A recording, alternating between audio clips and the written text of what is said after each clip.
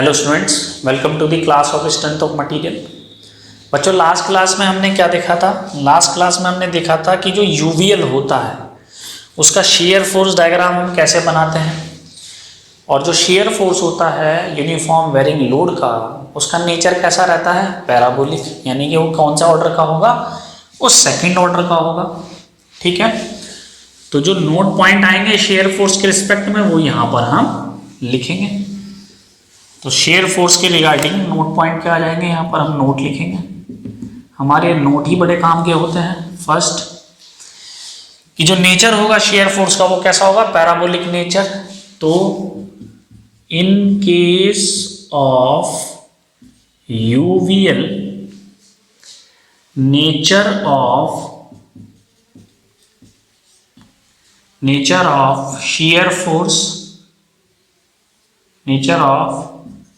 shear force will be the nature of shear force will be the parabolic, right? Parabolic का मतलब है second order का होगा। ठीक है, पैराबोलिक सेकेंड पॉइंट। फिर से वही यूवीएल के केस में भी जो शेयर फोर्स होगा वो मैक्सिमम कहाँ होगा? एट दी फिक्स पॉइंट, यानी कि in case of second point को कैसे लिखें? सेकेंड पॉइंट को लिखेंगे in cantilever beam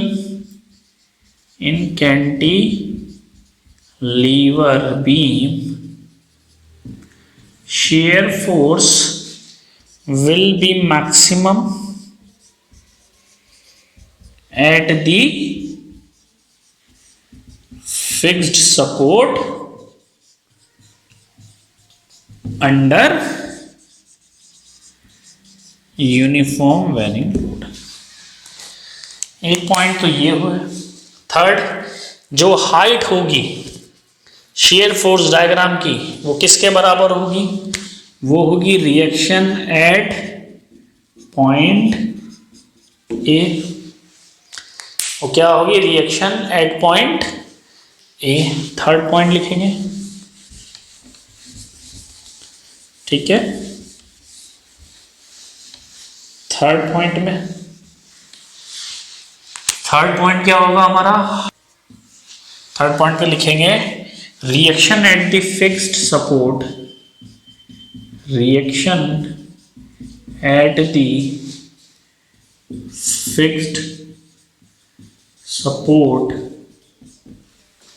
will be equal to the height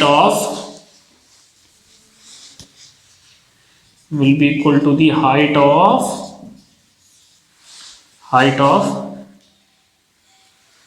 shear force diagram। Clear हो रही है बात? ठीक है, क्लियर है बच्चों? ठीक है, हम ऐसे भी कह सकते हैं वो जो हमने कहा ना कि पैराबोलिक नहीं होगा, हाँ सॉरी पैराबोलिक ही होगा। ठीक है, ठीक है, तो शेयर फोर्स के रिगार्डिंग हमने ये बातें करी। अब हम थोड़ा सा बढ़ते हैं आगे बेंडिंग मोमेंट कैलकुलेशन। अब हम थोड़ा सा आगे बढ़ते हैं बेंडिंग मोमेंट कैलकुलेशन पे।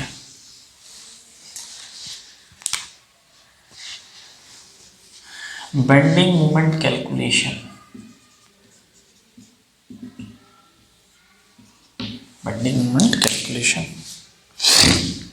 देखो सेक्शन हमारा यही रहेगा बच्चों। सेक्शन जो है वो हमारा यही रहने वाला है। ये हमारी एक्स हो जाएगी। ठीक है, सेक्शन जो हम ले रहे हैं राइट हैंड साइड से ही लेंगे। ठीक है, तो बेंडिंग मोमेंट कैलकुलेशन कैसे करें? पॉइंट हमारे पास दो ही हैं, बी टू ए। तो bending moment eight section x कितना होगा? देखो अब ध्यान से समझना बच्चों, ये x है, ये x है, ये वाली लेंथ x है पूरी, इसकी इंटेंसिटी कितनी आई, इतनी आई, ठीक है। तो शेयर फोर्स कितना था, देखो इसको हम दोबारा से बना देते हैं यहाँ पे ताकि अच्छे से समझ में आए। ये हमारा x था, ये कहाँ लगेगा, ये सेंट्रॉइड पे लगेगा। कितना लगेगा, शेयर फोर्स, ठीक है। सेंट्रॉइड कितना था, x/3, यही तो था। ये मेरा सेक्शन पॉइंट है जो मैंने सेक्शन लिया था, ये मेरा सेक्शन पॉइंट है जो ये पॉइंट होगा मेरा, ठीक है। तो ये कितना होगा, ये हो जाएगा हमारा, देखो ये होगा हमारा, अगर हम बेंडिंग मोमेंट लेंगे सेक्शन x पे, ये हो जाएगा हमारा हॉगिंग होगा। मोमेंट क्या है, नीचे को लग रहा है, हॉगिंग यानी कि माइनस साइन, कितना, शेयर फोर्स इनटू सेंट्रॉइड की लेंथ, यही तो होगा। और शेयर फोर्स हम निकाल चुके हैं। शेयर फोर्स कितना आ रहा था हमारे पास, शेयर फोर्स आ रहा था, वो इसका एरिया होगा ट्रायंगल का, एरिया ऑफ ट्रायंगल कितना आता हमारा, WX²/2L, ये शेयर फोर्स था, इंटू x/3। तो ये वैल्यू कितनी आ गई, ये वैल्यू आ गई पूरी small w x³ divide by 6L। बात समझने की यह है, ये थर्ड ऑर्डर का होगा, इसमें x³ बन रही है, यानी कि ये क्यूबिक नेचर का है। तो जो बेंडिंग मोमेंट होता है आपका किस केस में, बेंडिंग मोमेंट जो होता है आपका किस केस में, यूवीएल के केस में, उसका नेचर कैसा रहता है, क्यूबिक इन नेचर। पहली बात समझ में आ गई। अब ये जो हमने सेक्शन लिया है, ये सेक्शन कहाँ से कहाँ तक होगा, B2 है, यानी कि जो इक्वेशन वैलिड होगी ये होगी B2A। B2A होगी, B पे x की वैल्यू कितनी होगी, x की वैल्यू है 0, A पे x की वैल्यू कितनी है, L। ठीक हो गई बात, ठीक है बच्चों। तो बताओ bending moment at point B, एक पॉइंट को दो बार लेना है, जब कुछ नहीं था तो 0। अब क्या होगा, अब भी होगा 0, क्यों, क्योंकि x की वैल्यू क्या है, 0। अब bending moment at point A पे कितना आएगा बताओ, x की वैल्यू L, ये कितना आया, माइनस के W into L³ divide by 6L। तो ये कितना आ जाएगा, माइनस के WL²/6, ठीक है। ये आया माइनस के WL²/6। समझ में आ रही है बात बच्चों, ठीक है, WL²/6। और फाइनली जो बेंडिंग मोमेंट होगा, इसके डायग्राम को हमने क्लोज बनाना है, ये वैल्यू हो जाएगी 0, क्यों, क्योंकि फिर ये भी बैठे हैं पॉजिटिव के, ये 0 बना देंगे। समझ में आ रही है बात बच्चों, ये बात आई थिंक मुझे तो समझ में आ रही है, आपको भी समझ में आनी चाहिए, ठीक है। तो जो कैलकुलेशन हमने करी है, इस कैलकुलेशन से हमें क्या मिला है उसको एक बार हम ब्रीफ में देख लेते हैं। देखो कि जो बेंडिंग मोमेंट है एट पॉइंट B पे, वो पहले भी 0 था और UVL लगने के बाद भी वो 0 है। Bending moment at point A पे है WL²/6 विद नेगेटिव साइन, और bending moment at point final A पे कितना जाएगा, माइनस के WL²/6, और एक पॉजिटिव का भी लगा हुआ है, तो ये हो जाएगा 0, यानी कि डायग्राम क्लोज हो जाएगा। मैं फिर कह रहा हूं मैक्सिमम बेंडिंग मोमेंट कितना होगा, इतना, ठीक है। डायग्राम बनाते हैं, डायग्राम थोड़ा सा ट्रिकी है। जब कभी भी बेंडिंग मोमेंट का डायग्राम बनाना है तो इसको नहीं देखना, हमें सिर्फ शेयर फोर्स के डायग्राम को देखना है। और जब कभी भी शेयर फोर्स का डायग्राम बनाना है तो लोड इंटेंसिटी के डायग्राम को देखना है, क्योंकि शेयर फोर्स से लोड इंटेंसिटी मिलती है और बेंडिंग मोमेंट से शेयर फोर्स मिलता है, ठीक है। क्योंकि 1 से 3 पे नहीं जाएंगे, 1 से 2 पे जाएंगे। अगर ये 1 का है तो ये सेकंड ऑर्डर का होगा, यदि ये सेकंड ऑर्डर का है तो ये थर्ड ऑर्डर का होगा बेंडिंग मोमेंट। इसलिए शेयर का रिलेशन बेंडिंग के साथ देखेंगे, बेंडिंग मोमेंट के साथ, और लोड इंटेंसिटी का रिलेशन शेयर के साथ देखेंगे। तो अब जो शेयर फोर्स डायग्राम था उसके नीचे मुझे बनाना है बेंडिंग मोमेंट डायग्राम। तो अब मैं शेयर फोर्स डायग्राम को बनाता हूँ पहले, फिर उसके नीचे हम बेंडिंग मोमेंट डायग्राम बनाएंगे। शेयर फोर्स डायग्राम मेरा बना था इस टाइप का, ठीक है। ये था मेरा WL/2, ये मेरा पॉजिटिव, ठीक है, शेयर फोर्स डायग्राम था विद इंक्रीजिंग स्लोप वाला। ये मेरी लेंथ L थी। अब देखो ये मेरी जीरो लाइन है, बेंडिंग मोमेंट डायग्राम बनाते हैं हम। ये मेरी जीरो लाइन है, ये पॉइंट मेरा B है, तो B पे पहले भी जीरो है और बाद में भी जीरो है। समझ में आ रही है बात? B पे पहले भी जीरो है और बाद में भी जीरो है। पॉइंट A पे बात करते हैं। पॉइंट A पे कितना है? नेगेटिव का, नेगेटिव यानी कि नीचे की ओर कितना है? WL²/6। अब फिर से वही बात, ग्राफ ऐसा बनेगा या ऐसा बनेगा। समझ में आ रही बात? कैसा बने देखो, कंसेप्ट वही है, कंसेप्ट वही है। क्यूबिक इन नेचर है। नेचर कैसा है इसका बेंडिंग मोमेंट का? बेंडिंग मोमेंट यूवीएल के केस में कैसा रहता है? Cubic in nature. तो क्यूबिक जो होता है वो और शार्प कर्व होता है हमारा। क्यूब जो होता है वो हमारा बहुत शार्प कर्व होता है, ठीक है। तो देखो अब बेंडिंग मोमेंट को बनाने के लिए हमें शेयर फोर्स की इंटेंसिटी देखनी पड़ेगी। तो जैसे हम B से A पे बढ़ रहे हैं, फिर हमें पता है कि शेयर फोर्स बढ़ता चले जा रहा है। तो जब शेयर फोर्स बढ़ता चले जा रहा है तो जो हमारी बेंडिंग मोमेंट डायग्राम की स्लोप बनेगी वो बनेगी इंक्रीजिंग स्लोप। तो जब बनेगी इंक्रीजिंग स्लोप तो ग्राफ कैसा बनेगा? ग्राफ बनेगा इस टाइप का। ये कर्व ज्यादा आएगा, ध्यान रखना बच्चों, ये कर्व ज्यादा आएगा। ये पैराबोला नहीं है क्योंकि ये क्यूबिक है, तो बड़ा शार्प कर्व बनेगा इस टाइप का। ये समझ में आ रही है बात? इस टाइप का ग्राफ बनेगा हमारा। ये हमारा बेंडिंग मोमेंट डायग्राम बन गया। ये हमारा शेयर फोर्स डायग्राम है। तो ये हमारा यूवीएल के शेयर फोर्स और बेंडिंग मोमेंट डायग्राम हुए बच्चों, ठीक है। ये हमारा यूवीएल और शेयर फोर्स का बेंडिंग मोमेंट डायग्राम हो गया। अब हम क्या करें? अब हम नोट पॉइंट लिखेंगे बेंडिंग मोमेंट के रिगार्डिंग। सबसे पहला, इन case of UVL bending moment का नेचर कैसा रहता है? Cubic in nature.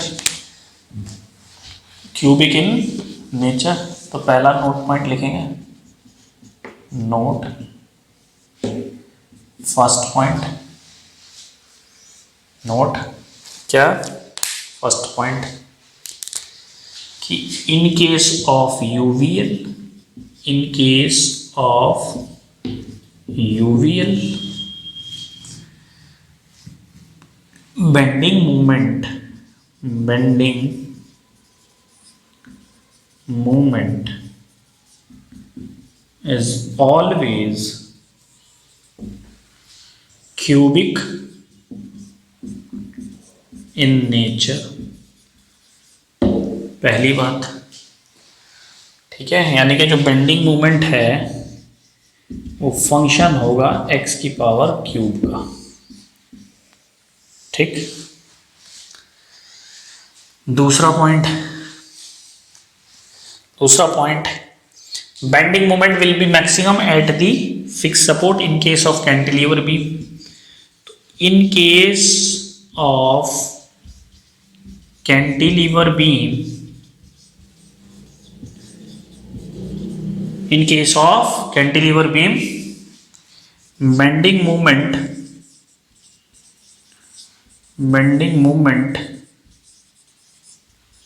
will be maximum at the fixed support। समझ में आ गई बात? ठीक हो गई। सेकेंड पॉइंट क्या होगा? Height of bending moment diagram will be equal to the moment reaction at the fixed support. ठीक है। और जो मोमेंट रिएक्शन होगी वो क्या होगा, वो मैक्सिमम बेंडिंग मोमेंट के बराबर होगा। ठीक है। Third point, height of bending moment diagram will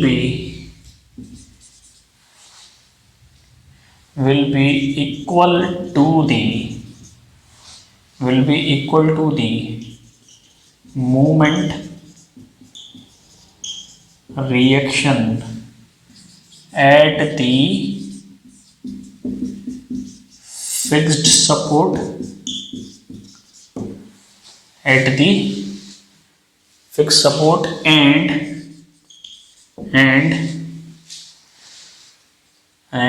it is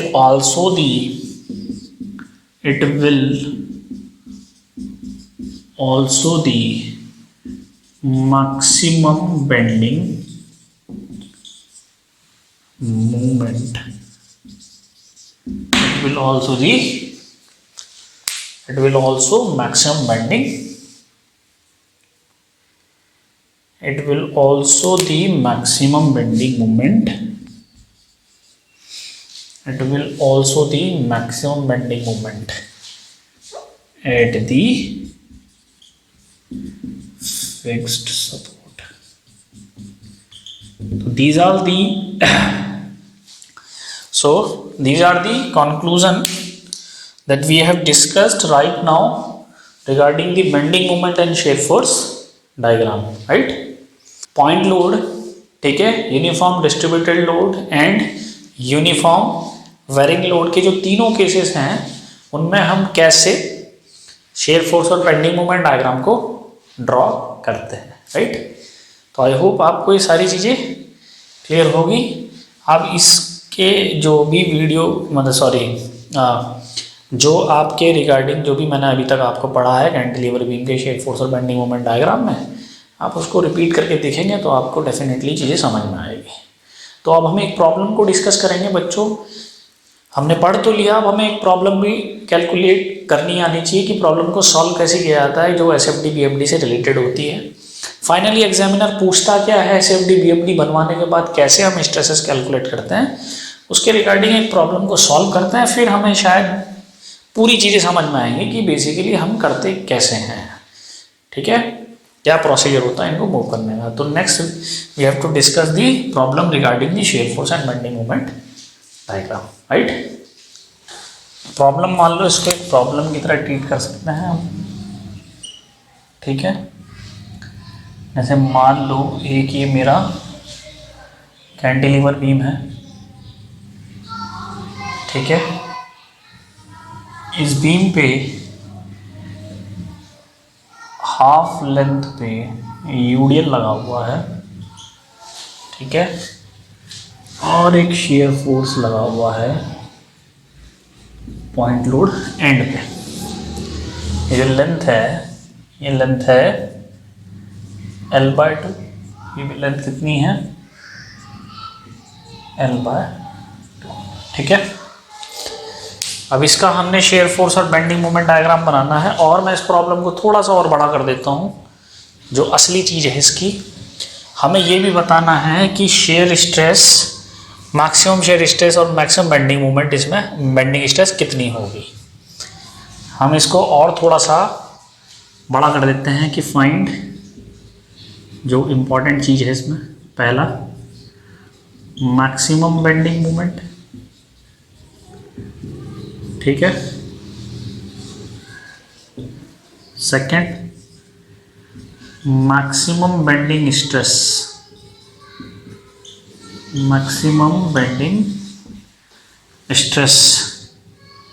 और बेंडिंग स्ट्रेस कब निकलेगी, जब जेड पता होगा। तो गिवन क्या है, when cross section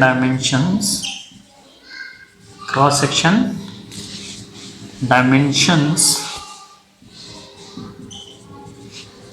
are 20 mm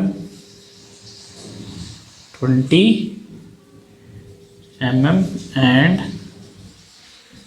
10 mm respectively.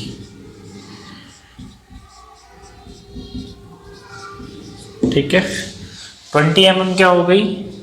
अब ये देखो क्रॉस सेक्शन डायमेंशन की बात कर रहा है, तो इसका मतलब क्या है कि एक रेक्टेंगल है, बीम जो है ये जिसे हमने एक लाइन से दिखाया है, वो रेक्टेंगल है जिसमें 10 mm हो गई आपकी विड्थ और 20 mm हो गई डेप्थ।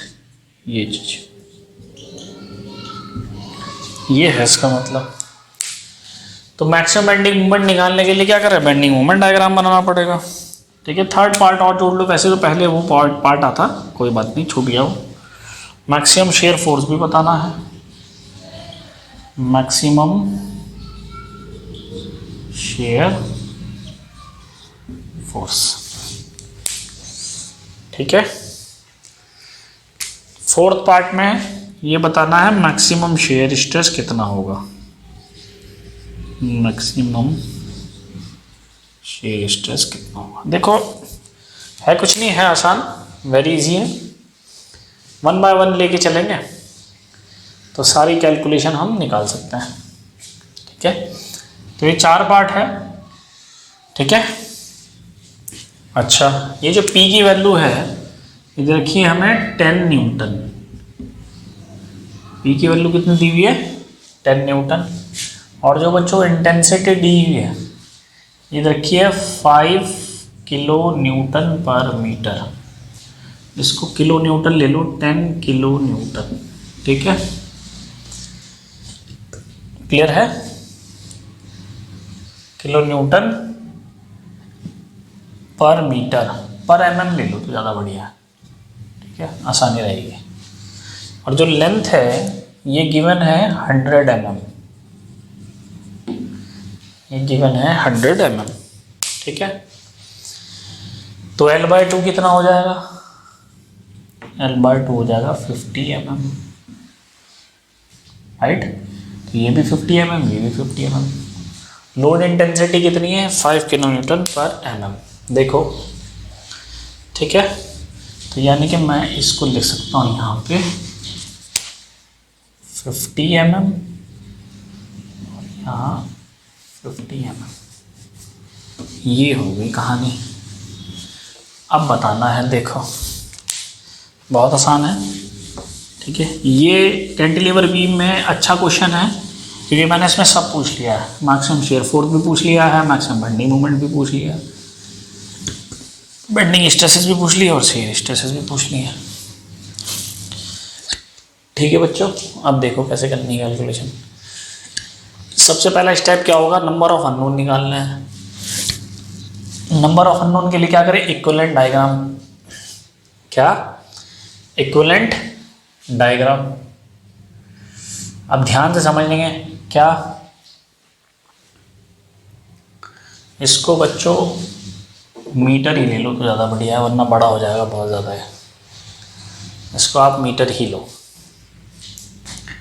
ठीक है, इसका इक्विवेलेंट डायग्राम क्या बनेगा बच्चों, इक्विवेलेंट बनेगा ये, जो 50 mm पे था वो 25 mm पे आ जाएगा, कितना 5 × 50, ये मीटर में है। देखो जो लोड इंटेंसिटी से लोड आएगा यूडीएल का कितना आएगा, वो आएगा 5 × 10⁻3। ठीक है, किलो न्यूटन में निकाल लो, किस में निकालें, किलो न्यूटन में। 5 × 50 इतने किलो न्यूटन आएगा। ठीक है, डिवाइड बाय 1000, ये मीटर है ना, डिवाइड बाय 1000, तो 0 से 0 कैंसिल हो गया, तो ये कितना आ जाएगा, ये तो बहुत कम आ गया, ये तो बच्चों बहुत कम आ गया। ये हमारा 50 mm, ये मीटर है, मीटर माने 1000। ठीक है, एक काम करते हैं बच्चों, थोड़ा सा मैं क्वेश्चन खुद बना रहा हूँ तो इसीलिए थोड़ा सा इसमें चेंजेस ला सकते हैं। इसको मान लो 500 mm और इसको भी मानो 500 mm। अब ठीक हो जाएगी। तो यूडीएल से जो फोर्स आएगा कितना आएगा, यूडीएल से जो फोर्स आएगा बच्चों कितना आएगा, 5 इंटू 500, जो मीटर है ये किस में कन्वर्ट हो जाएगा, 1000। अब मेरा ये किलो न्यूटन में आएगा, ये कितना आ जाएगा 2.5 किलो न्यूटन। ये कहाँ लगेगा, इसके आधे पे, ये कितने पे लग रहा है 500 पे, तो कितने पे लगेगा 250 पे। तो ये जो वैल्यू होगी ये हो जाएगी 2.5 किलो न्यूटन, और लेंथ कितनी होगी ये 250 में चल रही है डायमेंशन।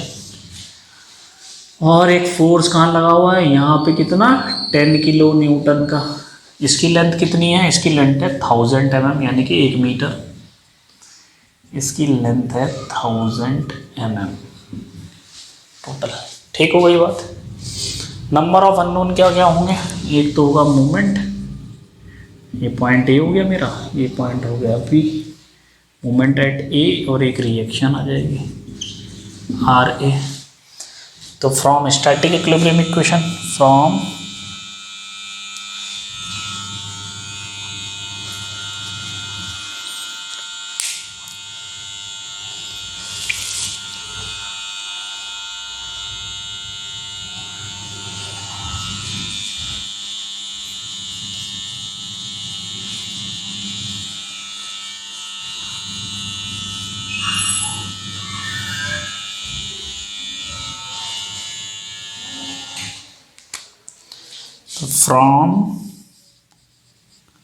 स्टैटिक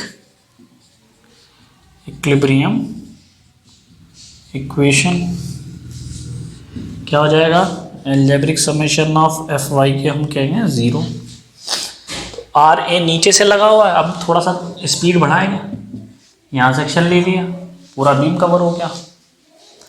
तो आर ए नीचे से लगा हुआ है, आर ए प्लस 2.5 ऊपर से लगा है और 10 भी ऊपर से लगा है, 0 होना चाहिए। तो आर ए की वैल्यू कितनी आ जाएगी 12.5 किलो न्यूटन। ठीक है, पहली कैलकुलेशन तो ये हो गई। ये कितना आ गया, ये आ गया 12.5 किलो न्यूटन। दूसरी algebraic summation of M Z की वैल्यू क्या लेंगे 0। ठीक है, अब एक है अबाउट क्या करेंगे 0 करेंगे मूवमेंट। तो इस फोर्स का तो कोई मूवमेंट आएगा नहीं, ठीक है, इस फोर्स का तो कोई मूवमेंट नहीं आएगा, मूवमेंट आएगा इन दो फोर्स का। और एक ये कंसंट्रेटेड लगा हुआ है, कंसंट्रेटेड को हम क्या मानेंगे पॉजिटिव, एंटी क्लॉकवाइज लगा हुआ है, तो प्लस का एम ए, ठीक, प्लस का एम ए, ये सारा हॉगिंग होगा, 2.5 की वजह से भी हॉगिंग आएगा और 10 किलो न्यूटन की वजह से भी हॉगिंग आएगा, नीचे को लग रहा है ना सारे। तो माइनस कितना 2.5 इंटू 250, समझ में आ गई बात, और माइनस के 10 इंटू 1000 इज इक्वल टू 0। तो जो एम ए आया वो कितना आ गया हमारा, ये आ जाएगा हमारा 625 प्लस 10,000। क्लियर हो रही है बात। तो जो एम ए आया बच्चों वो आ गया मेरा 10,625 kilo newton M M, kilo newton M M. ठीक है, ये मेरा आ गया एम ए, इतना मेरा मोमेंट है।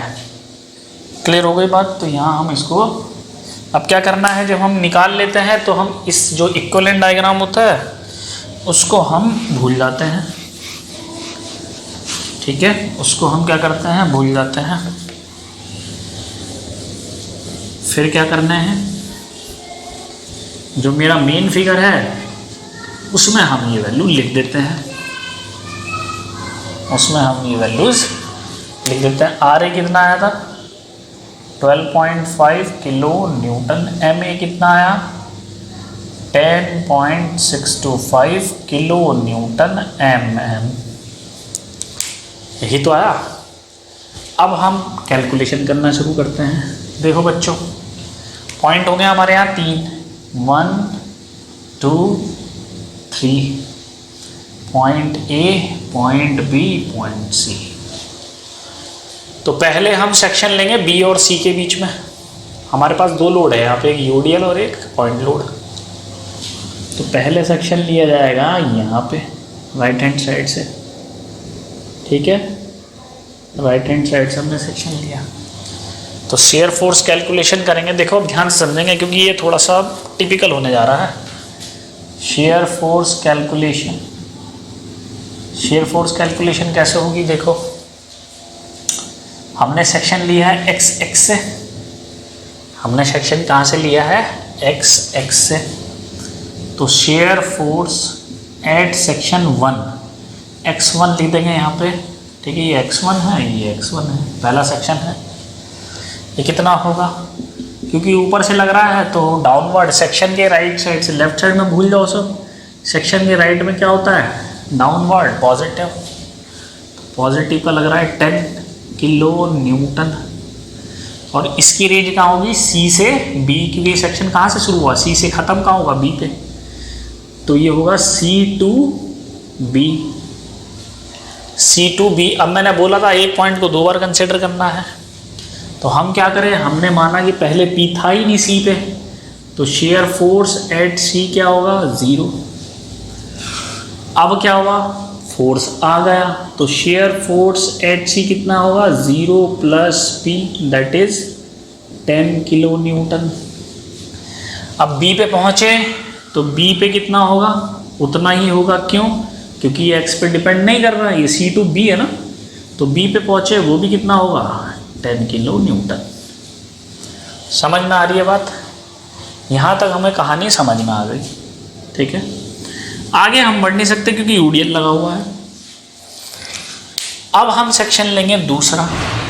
जो प्रोसीजर मैं बता रहा हूँ उसको फॉलो करना है, तभी SFD BFD में एक्सपर्ट हो पाओगे। अब हम सेक्शन लेंगे दूसरा। अब देखो यहाँ पर थोड़ा सा खेल हो जाएगा। यहाँ खेल क्या होगा? यहाँ से मैंने सेक्शन लिया एक x डिस्टेंस पे, और सेक्शन जो लिया जा रहा है वो राइट हैंड साइड से ही लिया जा रहा है। तो जहाँ तक सेक्शन होता है वो यूडीएल है मेरा, ये यहाँ तक वैलिड करेगा। तो अब मुझे बताओ, जब ये पूरा x है और ये 500 mm है, तो ये डिस्टेंस कितनी आ जाएगी? इसको थोड़ा सा मैं मिटा देता हूँ, ठीक है। ये कितना है? 12.5 किलो न्यूटन। तो ये जो डिस्टेंस आई, ये कितनी है? ये है x माइनस के 500, है कि नहीं है? अब ये x माइनस के 500 है, ठीक है। इंटेंसिटी कितनी है? 5 किलो न्यूटन पर मीटर। तो यहाँ जो फोर्स होगा वो कितना होगा? सिर्फ इतने पे, मिड पे आ जाएगा। 5 इंटू दिस डिस्टेंस कितना होगा? 5 इंटू दिस डिस्टेंस। तो शेयर फोर्स, नेक्स्ट कैलकुलेशन क्या होगी? x2 सेक्शन हमने क्या लिया? दूसरा मेरा x2 सेक्शन कितना होगा? एक तो देखो सेक्शन के राइट साइड में, एक तो ये यूडीएल लगा हुआ था इतने पे, इसका फोर्स मिड पॉइंट पे आएगा, और एक ये बैठे हैं तो ये ऊपर से लगे हुए हैं, तो 10 किलो न्यूटन का तो लगा ही हुआ है, प्लस यूडीएल की लोड इंटेंसिटी कितनी है? 5 किलो न्यूटन पर मीटर है। ध्यान से समझना बच्चों, 5 किलो न्यूटन है, ये मीटर है, ये mm है। तो क्या करें? Divide by 1000 into x minus के 500। ये वो लोड होगा जो कहाँ आएगा? बीच पे। ये लोड वो होगा जो कहाँ आएगा? बीच पे। ध्यान से समझ लेना बच्चों, ये बड़ा इंपॉर्टेंट है, ठीक है। इतने किलो न्यूटन, ये भी किलो न्यूटन में है, ये भी किलो न्यूटन में है, ठीक हो गई बात। अब देखो इस सेक्शन की, ये सेक्शन कहाँ से लिया है? ये सेक्शन हमने कहाँ से शुरू किया है? ये सेक्शन कहाँ से कहाँ होगा? B to A, क्योंकि सेक्शन कहाँ लिया है? B और A पॉइंट के बीच में। तो इसकी वैलिडेशन क्या होगी? B to A। तो पहला जो B पॉइंट था वो इसमें आ जाएगा, जो दूसरा B पॉइंट होगा वो इसमें आएगा, और B पे फोर्स सेम होना चाहिए। अब मजाओ x की वैल्यू B, x की वैल्यू B पे, अगर x की वैल्यू B हो तो x की वैल्यू कितनी है बताओ बच्चों? x की वैल्यू है 500 और a पे x की वैल्यू कितनी है, a पे x की वैल्यू है 1000। समझ में आ रही है बात? ठीक हो गई। अब हम कहेंगे कि shear force at point B, क्योंकि बी इसमें भी आ रहा है, कितना होना चाहिए 10 plus 5 divide by 1000 into X की वैल्यू 500 रखेंगे तो ये हो जाएगा 0, ये टर्म 0 हो जाएगा। तो शेयर फोर्स एट बी पे कितना आया 10 किलो न्यूटन, जो हमारा पहले भी आ रहा था। इसका मतलब हमारी कैलकुलेशन सही है। समझ में आ रही है बात? शेयर फोर्स बी पे उतना ही आ रहा है जितना पहले भी था, और होना भी ये चाहिए क्योंकि बी पे और कोई पॉइंट लोड तो है नहीं। अब यही इक्वेशन वैलिड करेगी जब हम ए की वैल्यू पुट करेंगे, एक्स की वैल्यू 1000। ठीक है, तो शेयर फोर्स एट सी पे कितना आ जाएगा बताओ? Shear force at point C पे एक्स की वैल्यू 1000 है, तो 10 प्लस 5 डिवाइड बाय 1000, 1000 माइनस 500 कितना आ जाएगा 500, ये कैंसिल आउट हो गया, आया 2, ये कितना आया 2.5। यानी कि जो शेयर फोर्स आया एट पॉइंट सी पे वो आया 12.5 किलो न्यूटन। तो जो शेयर फोर्स आया एट पॉइंट सी पे कितना आया, एट पॉइंट सी नहीं, at point A, shear force जो आया एट पॉइंट ए पे कितना आया, वो आ गया मेरा 12.5 किलो न्यूटन। क्लियर है? बी हमारा 2 बार हो गया, एक बार इसमें आया, एक बार इस इक्वेशन में आया। सी हमारा 2 बार हो गया, ए हमारा एक ही बार हुआ है। फाइनल ए कितना आएगा देखो, अब इस पॉइंट पे आ गया है ना, इस पॉइंट पे एक और लगा हुआ है ये नीचे से, और जो नीचे से लग रहा है उसे नेगेटिव मानते हैं। तो फाइनली जो शेयर फोर्स होगा एट पॉइंट ए पे कितना आ जाएगा 12.5। तो ये आ ही रहा था, माइनस के 12.5 ये लग रहा है जो इसे 0 बनाएगा। मैंने आपको कल बताया था कि अगर ये कैलकुलेशन आपकी सही नहीं हुई तो ये फाइनल 0 नहीं आएगा आखिरी में। इसका मतलब हमारी कैलकुलेशन बिल्कुल सही है, इसका मतलब हमारी कैलकुलेशन बिल्कुल सही है। अब देखो बच्चों समझना आप, क्योंकि अब ये थोड़ा सा टिपिकल होने वाला मामला। ठीक है, तो 2 हमने सेक्शन लिए हैं, 2 हमने सेक्शन लिए हैं, कैलकुलेशन हमारी फिट हो गई। देखो अब जो जो आया है वो हम लिख लेते हैं और उसी हिसाब से हम ड्रॉ करेंगे शेयर फोर्स डायग्राम। जो जो आया है हमारा उसको हम राइट डाउन करके लिखेंगे। तो अब देखो हमारे पास 3 पॉइंट थे, तो तीनों बार हर पॉइंट को 2 बार कंसिडर करना है, तो 6 कैलकुलेशन होगी। यानी कि शेयर फोर्स एट सी पे कितना था 0 पहले, फिर शेयर फोर्स सी पे कितना आया 10 किलो न्यूटन, फिर शेयर फोर्स एट बी पे कितना आया 10 किलो न्यूटन। जब दोबारा देखा तब भी शेयर फोर्स एट बी पे कितना आया 10 kilo newton. Shear force at A पे कितना आया था 12.5 किलो न्यूटन, और फाइनली जो शेयर फोर्स था एट ए पे वो हो गया था 0। अब देखो समझने की बात क्या है। ठीक है, शेयर फोर्स कैलकुलेशन कर लिए हमने, अब शेयर फोर्स डायग्राम बनाएंगे। मान लो ये 0 लाइन है मेरी। आपको पता है पॉइंट लोड कैसा होता है, पॉइंट लोड होता है कांस्टेंट नेचर का। तो सी पे कितना लगा हुआ है, सी पे मान लिया हमने 10 किलो न्यूटन लगा हुआ है, पॉजिटिव का है तो ऊपर की ओर बनेगा। बी तक कांस्टेंट जाएगा 10 किलो न्यूटन का, बी तक कांस्टेंट जाएगा 10 किलो न्यूटन का। ठीक है,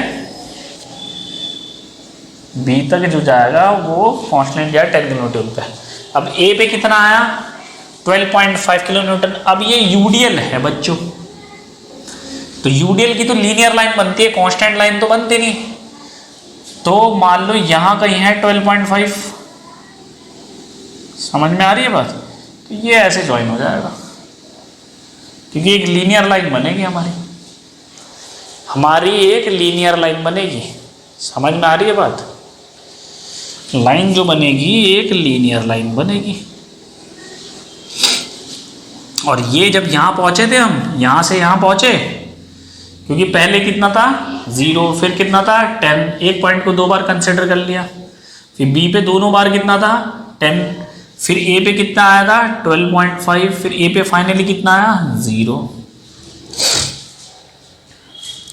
तो ये हमारा शेयर फोर्स डायग्राम बन गया इस प्रॉब्लम का। ठीक है, शेयर फोर्स डायग्राम हमारा बन गया जिसमें फिक्स सपोर्ट पे जो शेयर फोर्स आ रहा है मैक्सिमम वो कितना आ रहा है 12.5 किलो न्यूटन। अब बच्चों ध्यान से समझना, क्या अगर मैं क्रॉस सेक्शन पे, मुझे पता है सेक्शन कैसा है इसका, इस बीम का जो सेक्शन है वो सेक्शन है रेक्टेंगुलर।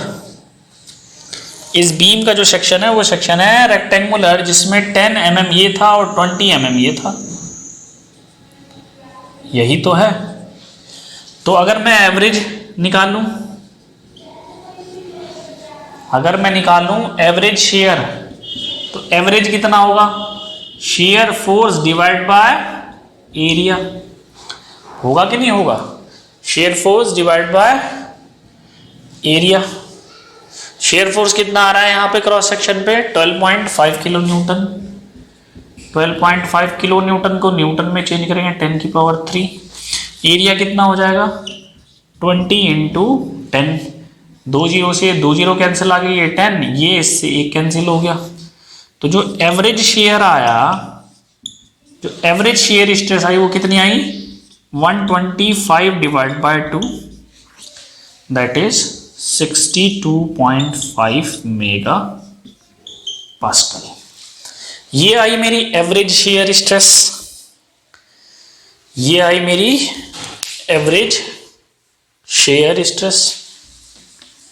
ठीक है, ये मेरी एवरेज शेयर आई है।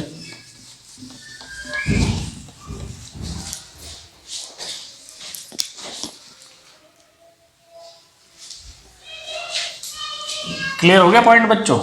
ये मेरी क्या है, ये मेरी एवरेज शेयर स्ट्रेस है। अब मुझे पता है रेक्टेंगुलर सेक्शन में जो मैक्सिमम स्ट्रेस होती है वो क्या होती है 3/2 इंटू एवरेज। तो जो मैक्सिमम शेयर स्ट्रेस होगी वो कितनी आएगी बताओ, वो आ जाएगी हमारी 3/2 इंटू 62.5। ठीक है, कितनी आ जाएगी ये वैल्यू कितनी आएगी,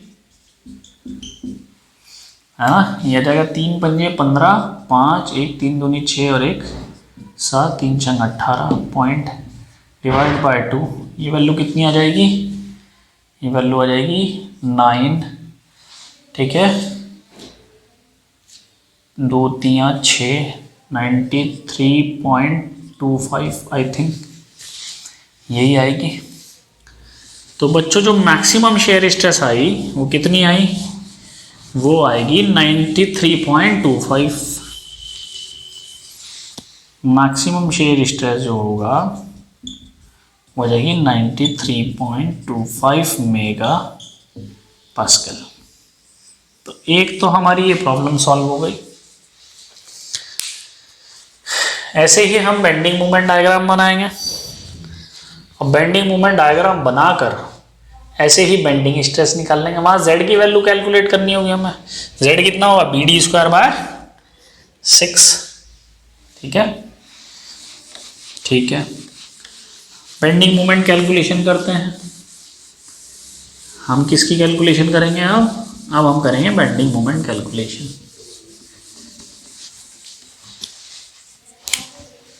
बेंडिंग मोमेंट कैलकुलेशन सेक्शन 2 होंगे पहले हमारे, पहला सेक्शन x1, दूसरा section x2। Same procedure, section यहाँ लेंगे, यहाँ से हमने सेक्शन लिया x डिस्टेंस पे, कहा x1। ठीक है, तो बेंडिंग मोमेंट एट x1 कितना होगा बताओ, कहाँ तक लेंगे, यहाँ तक। तो ये हॉगिंग होगा तो p इंटू एक्स, नीचे को लगेगा ना इस पॉइंट से, ये हमेशा नीचे को लगेगा p, तो ये हॉगिंग होगा। और C टू B तक वैलिड करेगा सेक्शन जिन पॉइंट के बीच में लेते हैं उन्हीं पॉइंट तक वैलिड करता है। तो सी टू बी तक जाएगा। सी पे एक्स की वैल्यू कितनी है 0, बी पे एक्स की वैल्यू कितनी है 500। यही तो है। एक पॉइंट को 2 बार कंसिडर करना है। पहले आप भूल जाओ क्या था इस पे। तो जो बेंडिंग मोमेंट है इसका बहुत बड़ा पर्पस है, मैं एक पॉइंट को 2 बार की कंसिडर करता हूँ, क्योंकि कभी कभी क्या होता है बच्चों, किसी पॉइंट पे कंसेंट्रेटेड मूवमेंट दिया होता है, वो छूट जाएगा अगर आप एक पॉइंट को 2 बार कंसिडर नहीं करोगे तो। ठीक है, तो बेंडिंग मोमेंट एट सी जब कुछ नहीं था 0, और अब भी कुछ होना चाहिए क्या? नहीं, क्यों? क्योंकि उसी पॉइंट पे लोड लगा हुआ है।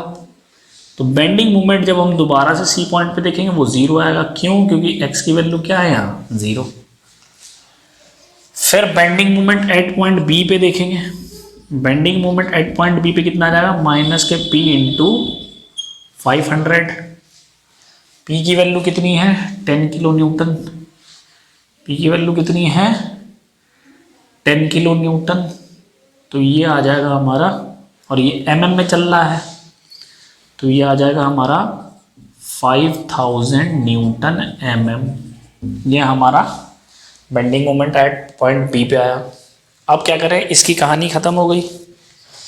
अब सेक्शन लिया जाएगा नेक्स्ट सेक्शन लेंगे हम।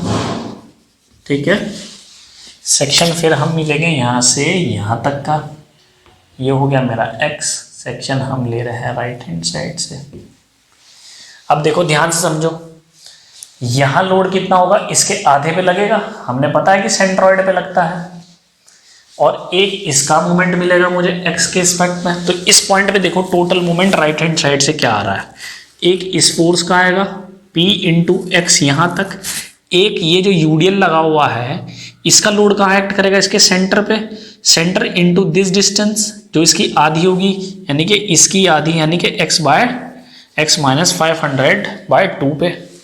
तो जो बेंडिंग मोमेंट होगा एट x2 पे, उसकी इक्वेशन क्या बनेगी, माइनस के p इंटू एक्स। माइनस क्यों? क्योंकि हॉगिंग है, p का x के पॉइंट पे ये। ठीक है, फिर माइनस इसका फोर्स कितना होगा 5/1000, ये किलो न्यूटन mm आया, इंटू x माइनस 500/2। समझ में आ रही है बात? सॉरी गलत कर दिया हमने, ये थोड़ा सा टिपिकल है। पहले शेयर फोर्स कितना होगा, देखो W इंटू एक्स होगा, यानी कि 5/1000 इंटू एक्स माइनस 500। ये तो शेयर फोर्स आया, और ये लग कितने पे रहा है, x माइनस 500/2 पे। समझ में आ गई बात? इसका वैलिडेशन, x की वैल्यू कहाँ से b तक, b कितने पे 500 पे, कहाँ तक a तक, यानी कि ये वैलिड करेगा b टू a। b पे कितनी वैल्यू 500, a पे कितनी वैल्यू 1000, ये वैल्यू पुट करेंगे। तो बेंडिंग मोमेंट एट b से शुरू हो रहा है ना, तो एक पॉइंट ये आ गया, एक पॉइंट ये आ गया। तो जब b पे डालेंगे तो x की वैल्यू 500 है, तो जब x की वैल्यू 500 डालोगे ये तो 0 हो जाएगा, यानी कि इतना ही बचेगा। इतना कितना है, ये है हमारा, ये नेगेटिव साइन क्या आएगा। ठीक है, ये कितना जाएगा, माइनस के 5000 न्यूटन mm। समझ में आ रही है बात? माइनस के 5000 किलो न्यूटन mm आएगा बच्चों, किलो न्यूटन mm। यहाँ भी क्या होगा, किलो न्यूटन mm। ठीक है, फिर हम निकालेंगे बेंडिंग मोमेंट एट ए पे। बेंडिंग मोमेंट एट ए पे क्या आएगा, देखो बेंडिंग मोमेंट एट ए, एक्स की वैल्यू 1000 है, वो पुट करेंगे, तो माइनस के पी की वैल्यू कितनी है 10 किलो न्यूटन, एक्स की वैल्यू कितनी आई 1000, इतने किलो न्यूटन mm, माइनस 5/1000, इसकी वैल्यू 1000 पुट करेंगे तो ये आएगा 500, और इसकी वैल्यू 1000 पुट करेंगे आएगा 500/2। क्लियर है? ये कितना चले जाएगा, ये चले जाएगा 2 बारी में, ये कितना आएगा, ये आएगा 250। ठीक है, ये कितना आ जाएगा, ये आ जाएगा 125। और ये कितना होता है, ये होता है 625। ठीक है, तो जो बेंडिंग मोमेंट एट ए पे आया मेरा, वो कितना आया, वो आया मेरा 10,000 माइनस 625, ये आ गया मेरा नेगेटिव के 10,625 किलो न्यूटन mm। और मैं आपको पहले ही बता रहा था कि अगर मैंने कैलकुलेशन में मिस्टेक करी तो मेरा ये वो नहीं आएगा जो यहाँ पे लगा हुआ है। देखो ये वैल्यू और ये वैल्यू मैच कर रही है। इस मेथड का सबसे बड़ा एडवांटेज यही है, मैं क्यों स्टार्टिंग में आपको अननोन्स कैलकुलेट कराता हूँ, ताकि हमारी कैलकुलेशन गड़बड़ा ना जाए। अगर मैंने कहीं यहाँ मिस्टेक की होती तो ये फिगर नहीं आती, अब ये फिगर नहीं आएगी तो ये इससे कटेगा नहीं, तो वो जीरो बनेगा नहीं। तो हमेशा ध्यान रखना, जो अननोन यहाँ होंगे वो ही एंड में मेरा मोमेंट यहाँ आना चाहिए। ठीक है, अब ये ए पॉइंट एक बार कंसिडर हुआ है ना, जब दूसरी बार कंसिडर होगा तो ये इसे जीरो बना देगा, क्योंकि ये पॉजिटिव का लगा हुआ है यहाँ पे। तो फाइनली जो बेंडिंग मोमेंट आएगा एट पॉइंट ए पे, वो आ जाएगा जीरो। समझ में आ गई बात? ये हमने कैलकुलेशन कर ली। ठीक है, देखो तो जो हमने कैलकुलेशन करी उसके रिजल्ट्स देख लेते हैं अब। जो भी हमने कैलकुलेशन करी है उसके रिजल्ट क्या है, देखो। बेंडिंग मोमेंट एट सी पे कितना था, ज़ीरो, फिर कितना आया सी पे, ज़ीरो।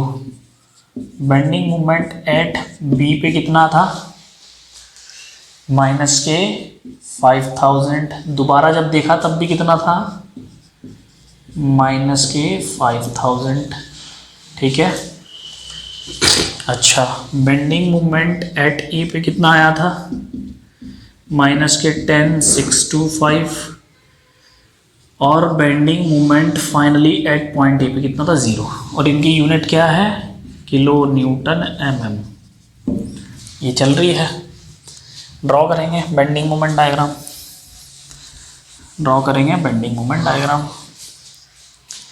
ये मेरी ज़ीरो लाइन हो गई। ठीक है, हमने पता था पॉइंट लोड में कैसा होता है शेप, बेंडिंग मोमेंट लीनियर होता है। तो कहाँ तक, बी तक कितना जाएगा, माइनस के 5,000 नीचे बनेगा।